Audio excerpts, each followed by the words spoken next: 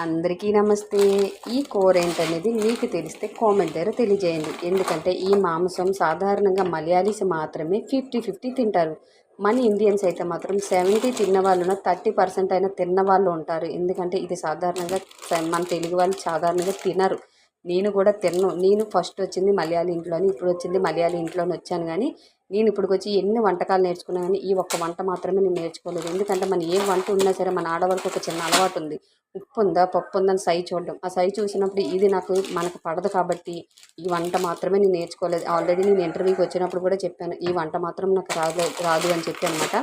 ఇదైతే మాత్రం ఇక్కడికి వచ్చిన తర్వాత నేను వంట కూడా చేయలేదు. ఇదైతే మాత్రం క్లీన్ చేసి మా సార్ పక్కన పెట్టమన్నారు. క్లీన్ చేసినప్పుడు మాత్రం ఇందులో వినీగరు, అలాగే చిన్న సాల్ట్, పసుపు వేసి ఒక 10 నిమిషాలు వండుకొని ఒక 5-6 సార్లు శుభ్రం కడిగేసి ఉప్పు కారం బాగా దిట్టంగా దట్టేసి ఫ్రిడ్జ్లో పెట్టామని చెప్పారు. బాకీ విషయం వాళ్ళు చూసుకుంటానన్నారండి.